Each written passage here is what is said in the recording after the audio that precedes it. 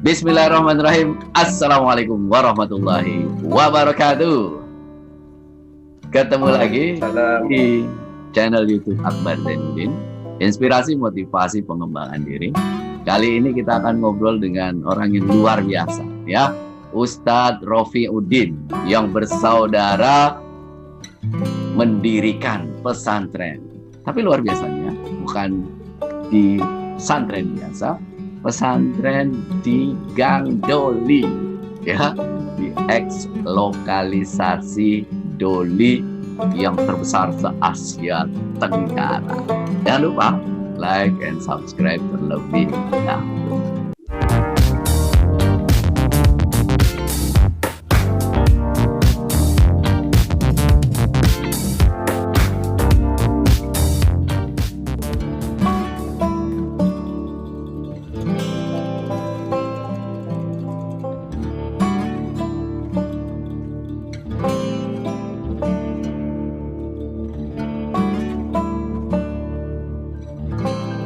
Assalamualaikum Ustadz Rofiuddin.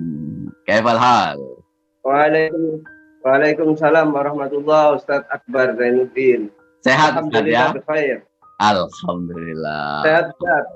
Antum alumni tahun berapa Ustadz dari Gontor itu? Saya alumni tahun 1997 Ustadz. Ayo kismin Kodiman Filmahad. Ismut Taswiril Mustanadat.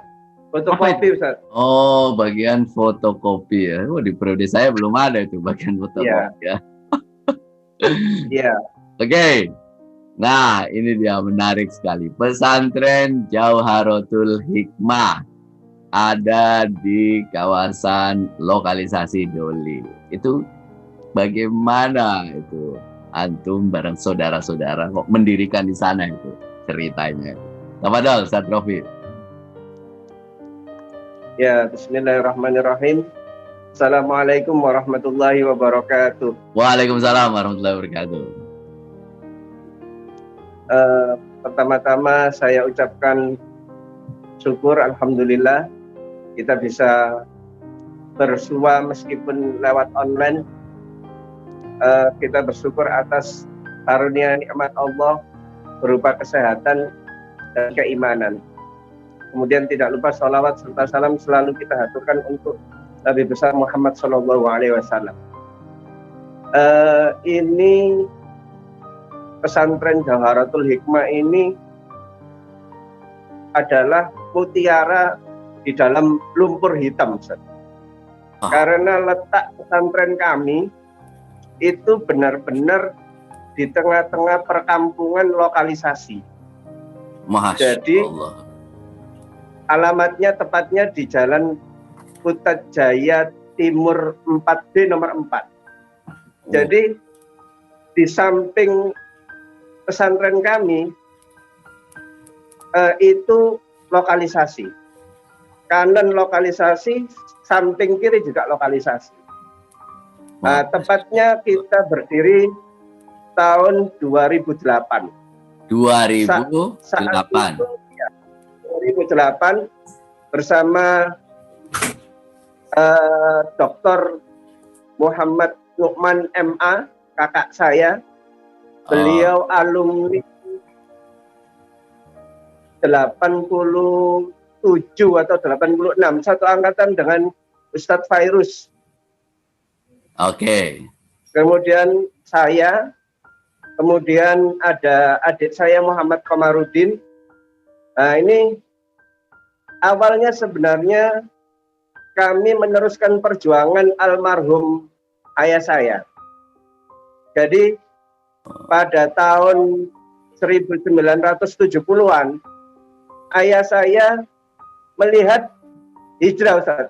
Dari beliau aslinya dari Gresik, kemudian berpindah ke Surabaya tahun 1960-an. Kemudian melihat di situ belum ada masjid awalnya.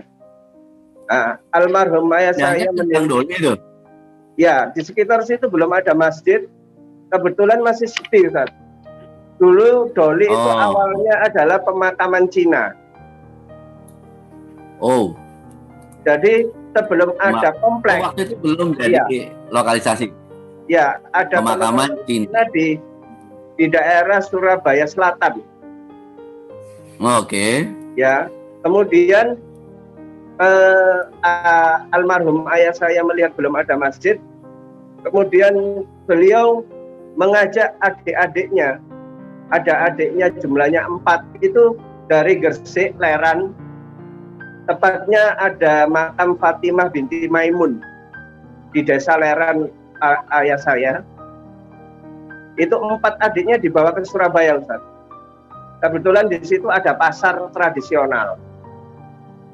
Jadi disewakan rumah untuk berdagang. Setelah itu kemudian berjuang mendirikan masjid, Ustaz.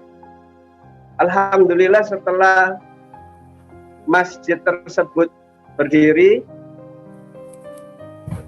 kemudian untuk selanjutnya perjuangannya itu mendirikan sekolahan, Ustaz. Masjid terus sekolahan. Ya, setelah masjid di tahun 60-an, tahun 70-an itu mendirikan sekolahan yang berbasis Islam. Okay. Setelah ini berkembang pesat, kemudian kami bertiga ini melihat kami lahir di daerah lokalisasi. Supaya kami tidak terkontaminasi, semua keluarga kami disekolahkan ke Gontor semua, Ustaz. Jadi antum itu lahir memang sudah jadi lokalisasi. Satu saudara, status saya itu 7 bersaudara, yang nomor 1 cewek, lainnya 6 itu semua masuk Gontor, Ustaz. Oke, ya. Kemudian setelah itu saya, Ustadz Lukman, sama Ustadz Komarudin adik saya diskusi. Dari Gontor kita harus memberikan apa yang telah kita dapat dari Gontor. Dari hal kecil pesan dari almarhum Imam Zarkasi, Ustadz Imam Zarkasi, santri yang paling utama adalah yang mengajar meskipun di surau yang paling terpencil dan kecil, Ustaz.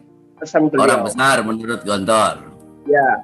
Kemudian kami juga ingat pesan almarhum Kiai Abdullah Syukri Zarkasi, kalau kamu sudah jadi, sudah lulus, kamu cuma menikah, punya anak, apa bedanya kamu dengan kambing? Kalau hanya itu saja, kita nggak ada bedanya dengan kambing. Jadi akhirnya kami bersama saudara-saudara kami berusaha memakai rumahnya Ustadz Lukman pertama kali. Oh, jadi pertama menggunakan rumah Ustadz Lukman. Oke. Ya. Awal pendiriannya itu TPQ dulu, Ustadz. TPQ ya. Jadi tahun berapa itu mulai, Ustadz? Mengajak di sekitar kampung dulu untuk belajar membaca Al-Quran, TPQ. Nah, kemudian saat itu muridnya masih satu kelas, Ustadz. Sekitar 18 orang. Nah, itu dari mana murid-muridnya itu? Muridnya dari gang itu, Ustaz. Setelah kami umumkan, mereka berprinsip begini, Ustaz. Ada yang anaknya PSK, ada yang tidak jelas bapaknya siapa, ibunya siapa. Jadi kayak mereka itu dititipkan sama neneknya. Ada yang diasuh sama tetangga. Ada yang masih satu rumah dengan ibunya yang PSK. Prinsipnya ibunya gini, Ustaz. Saya boleh rusak, saya boleh tidak berakhlak, tapi anak saya jangan sampai niru kayak saya. Ya Allah Robbi. Jadi masih ada hati nurani, masih ada apa ya, panggilan hati kecil agar anaknya ini tidak mengikuti orang tuanya, Ustaz. Masya Allah. Dan itu semakin membuat kami bersemangat. Awalnya dana itu juga patungan. Jadi kita punya keluarga yang dari paman-paman yang tadi diajak sama ayah saya, ya itu kita gali pendanaan dari mereka, Ustaz. Ya kemudian ada yang tertarik untuk datang ke pesantren Jawharatul Hikmah juga. Kemudian juga kami mulai masuk media, Ustaz. Ada media Jawa Pos, ada media-media TV juga. Jadi orang semakin heran, apa iya ada pesantren di tengah lokalisasi? Kok mau-maunya? Saat kami bertemu dengan Dahlan Iskan. Oh ya. Jadi kan pernah, jadi kami ditelepon oleh beliau, ayo main ke rumah saya. Nanti kalau kalian sudah main ke rumah saya yang nanti giliran main ke pondok pesantren. Saat kami datang ke beliau, pertanyaan pertama yang disampaikan ke kami, kamu ini masih muda, kok ya mau-maunya ngurusin kayak gini itu kayak ngapain? Kalian itu masih banyak. Kalau kamu pengen happy bisa. Kalau kamu pengen traveling bisa. Kamu itu ngapain? Kok mau-maunya? Ini itu sebenarnya bukan urusanmu, ini urusan negara. Ya kembali saat jawaban simpel kami lahir, kami besar, kami berkeluarga di lingkungan lokalisasi ini. Jadi kami punya tanggung jawab bagaimana sedikit ada pencerahan bahwasanya di lokalisasi ini tidak semuanya orangnya itu setuju, tidak semua orangnya itu rusak gitu seperti yang digambarkan orang-orang. Oh ya. Berarti ini KTP-nya doli semua, katanya Pak Dahlan Iskan begitu, kan? Loh, ya bisa dicek.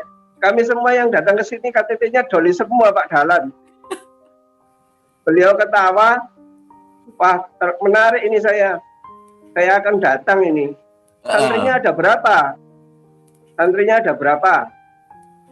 Alhamdulillah saat ini santri kami sudah 230-an. Jawabannya Pak Dahlan, wah itu bukan jumlah kecil itu. Kalau tiap kelas itu 30, itu ditaruh mana itu, jawabannya begitu. Ini Pak, di sistem kami, jadi tidak di jam yang sama. Jadi kami siasati untuk ada kita pakai sistem tilawati, Ustaz. Tilawati 1 sampai tilawati 5. Setiap jilid itu beda jam, Ustaz. Mensiasati ruangan yang terbatas. Jadi kami start mulai jam 2, kemudian jam 3, kemudian jam 4, 5, akhirnya sampai Isya, Ustaz. Setiap hari itu? Untuk yang besar, ya, untuk yang besar-besar ini ada dinia. Kemudian saya bilang, itu kalau nggak cukup gimana? Loh kan kami punya rumah. Jadi yang dipakai itu halaman ruang tamu rumah masing-masing pengurus, Ustaz. Jadi sampai sekarang kalau nggak cukup, misalnya seperti tahun kemarin, tahu di kami itu kalau di pesantren Jawharatul Hikmah ngaji itu gratis. kami tidak memungut biaya sepeser pun. Oh. Yang kedua, apabila ada yatim piatu atau duafa, itu kita carikan donatur untuk SPP gratis juga, Ustaz. Oh, oke.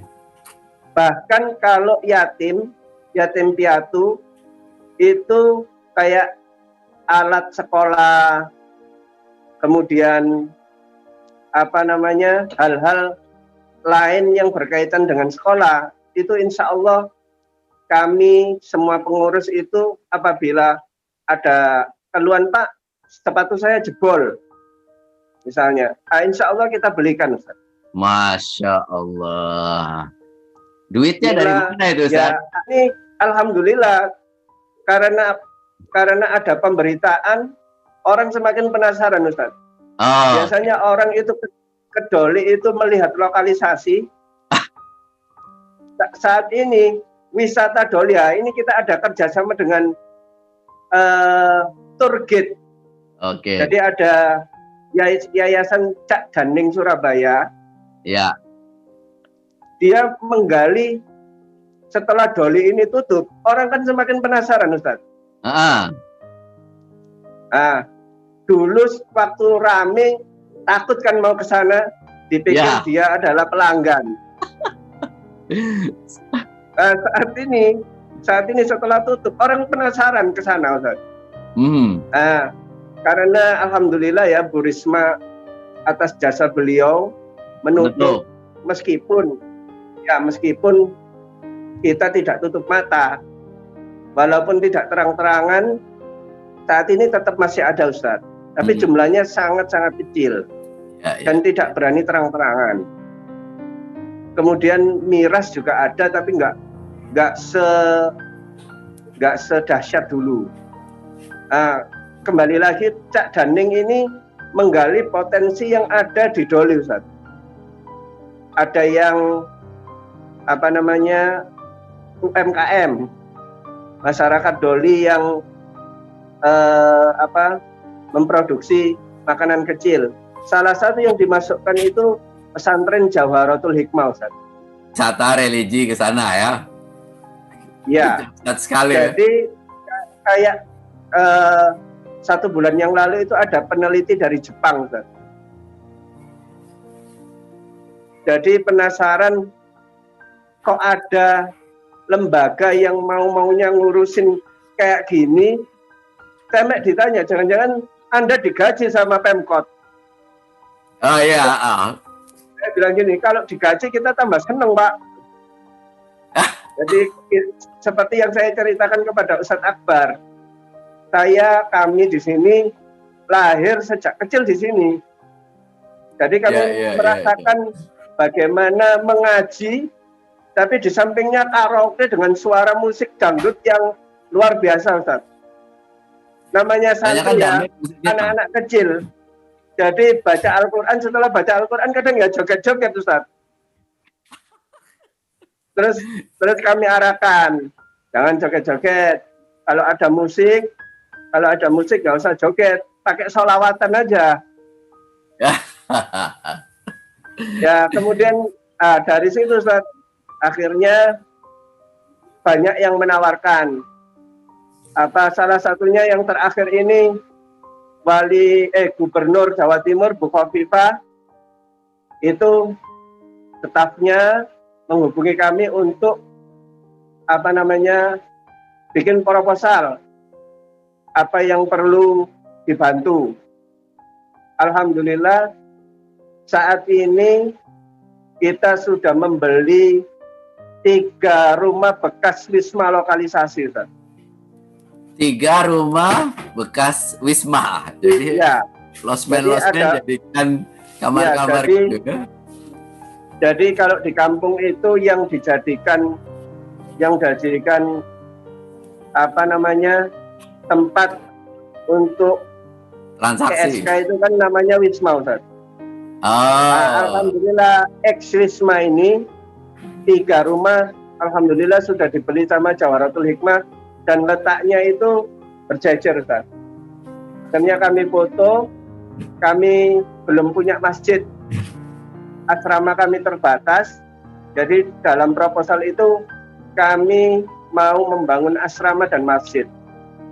Dan alhamdulillah pengajuannya tahun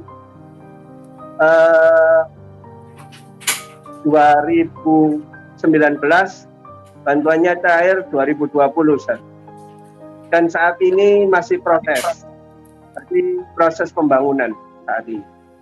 Oh, jadi pertama dari rumah, terus beli rumah-rumah Wisma, gitu ya. Rumah Wisma itu memang sudah tidak dipakai lagi sekarang? Saat ini kalau dari luar tidak dipakai, Ustaz. Tapi sebenarnya jadi gini, istilahnya sukut-sukut lah. Kalau transaksi itu di bawah tangan, eksekusinya di luar. Oh, sukut-sukut ya? Iya, sukut-sukut, Ustaz. Sebabnya kalau ketahuan yang punya rumah kena, yang pelakunya juga kena. Sukut-sukut dorong rasa. Jadi benar-benar takut. Jadi mereka benar-benar takut. Memang keras ya? Kita nggak tutup mata. Kita tetap tetap amar ma'ruf nahi mungkar. Kalau kita melihat kan ada call center, Ustaz. Oke. Jadi kita laporkan. Cuman ya namanya orang ya kadang ada aja yang bocor, Ustaz. Jadi sebelum ada sweeping, orang sudah sepi, Ustaz. Kita juga kaget loh. Ini sudah mau saya mana nggak ada ini. Jadi ada ya wallahu a'lam lah. Cuman kewajiban kita kan tetap amar ma'ruf nahi mungkar, Ustaz. Itu saya nggak bisa bayangin informasi juga asatidnya ini multi pondok pesantren, Ustaz. Berapa orang? Ada yang alumni Al-Amin Perenduan, Madura. Ada yang alumni Langitan, Tuban. Kemudian ada yang alumni Tambak Beras di Jombang. Ya, tetap kurikulum kami itu tilawati. Untuk dinianya itu tetap kita ngikut KMI, Ustaz. Jadi ada mahfudot, ada hadis, ada tafsir yang dulu kita pelajari, kita ajarkan di situ, Ustaz. Ustaz, saya nggak bisa bayangin pas pertama kali dulu berdiri ya, itu lokalisasi masih banyak, terus anak-anak baca Quran, sering digodain juga dong ustadz-ustadznya itu. Wah, pasti, Ustaz. Yang lewat di situ kalau cowok, minimal itu disiulin, Ustaz. Oh gitu? Iya. Bahkan dulu saat saya di KMI, kakak saya di KMI, teman-teman yang luar Jawa, kalau liburan kan mahal pulang. Iya. Main ke rumahnya Rafiuddin aja di Doli. Pengen tahu ya. Jadi saking pengen tahunya. Jadi teman-teman yang konsul Sumatera itu gonta-ganti saat yang di rumah saya. Saking kepingin tahunya. Jadi memang tantangan terberat kami di awal-awal itu pro, ada masyarakat di situ yang suka, seneng, ada masyarakat di situ yang nggak suka, Ustaz. Oh, ada juga. Senengnya ya itu tadi, anak-anaknya kita didik, kita atur sedemikian rupa ilmu agamanya. Cuman pelaku usaha lokalisasi saat itu dia berpikir kalau ada pesantren di lokalisasi itu pasti sepi, bubar ya, pasti nggak ada pelanggannya. Pelanggannya hilang ya. Karena letak pesantren kami itu di depan, Ustaz. Jadi orang kan mau masuk, ini ada pesantren ini, malu kalau saya masuk gang ini. Gitu ya. Iya, jadi itu jadi alasan bagaimana kita diintimidasi supaya pindah, jangan di gang ini, gitu, Ustaz. Ya Allah, luar biasa, Ustaz. Kegiatan kami selain anak-anak itu kami juga melibatkan pengajian setiap Selasa malam. Itu Ustadz Nukman yang ngisi. Jadi orang-orang dewasa. Apa, Ustaz? Orang dewasa, Bapak Ibu. Apa saja, Ustadz. Jadi temanya itu ada di WhatsApp group. Jadi misalnya maunya temanya ini. Jadi kita angkat, ada yang kita datangkan. Bahkan kita juga bekerja sama dengan Mu'alaf Center, Ustadz. Jadi kalau ada di sekitar Surabaya yang ingin bersyahadat, itu bisa di pesantren Jawharatul Hikmah. Kemarin itu Ustadz Bangun Samudra ke pesantren kami juga ikut syahadat, terus almarhum Ustadz Moko Ginta. Oh. Itu juga ke pesantren kami mengisi kajian Kristologi secara berkala, ya Kristologi. Terus juga ada kegiatan silat juga ada, kemudian Banjari juga ada, kemudian kami tidak ingin maju sendirian, Ustaz. Jadi karena ada pengumpulan dana dari masyarakat, kita juga ingin manfaatnya kembali ke masyarakat. Kami mengadakan standarisasi sertifikat guru tilawati se-wilayah kami dan tetangga kami secara gratis, Ustaz. Jadi TPQ silakan mengirim guru-gurunya untuk mendapatkan sertifikat mengajar secara gratis di pesantren Jawharatul Hikmah.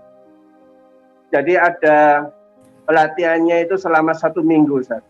Nanti juga ada ujiannya. Setelah ada ujian, kalau di luar mereka membayar, di Jawharatul Hikmah ini kita gratiskan semua. Ya. Kegiatannya apa lagi, Ustaz? Jadi kegiatannya salah satunya juga kami itu prihatin dengan supporter bonek, Ustaz. Supporter bonek. Ya, supporter bonek itu kan terkenal nekat. Hooligan, Ustaz. Oke, ya. Nekat, bonek. Naik kereta maunya enak tapi nggak bayar, Ustaz. Lah, ya betul. Mau ke Jakarta naik kereta tapi nggak pakai tiket. Ya, mau ke mana tanding ke Banyuwangi, maunya naik bis nggak pakai bayar. Nah, itu saat kami prihatin karena mereka itu usia produktif sekolah, tapi mereka nggak sekolah, Ustaz. Binanya gimana? Jadi gini, Ustaz. Keluarganya saja itu sudah tidak mau memperhatikan. Ya, mohon maaf ya. Mohon maaf. Mungkin kalau anak itu bandel, sekali dinasehati, sekali dia itu, kan dia akan kembali, Ustaz. Cuman, apa ya, ini adalah unik dan khusus dalam menangani anak-anak seperti ini. Jadi mereka masih kecil, sudah diajak ngamen, Ustaz. Sudah kenal namanya miras, sudah kenal namanya narkoba. Terus tidak mau sekolah. Nah, ini kompleks, Ustaz. Ini kompleks dan prihatinnya mereka juga ada di sekitar pesantren, Ustaz. Yang tidak mungkin kita campur dengan santri-santri yang notabene beda background. Jadi untuk teman-teman bonek ini, kita punya istilahnya asrama tersendiri, Ustaz. Jadi kita sewa, ya, kita sewa rumah di dekat Doli yang memang khusus untuk menggembleng anak-anak ini, Ustaz. Bagaimana kita mengenalkan sholat itu enak, sholat itu asik, narkoba itu nggak enak.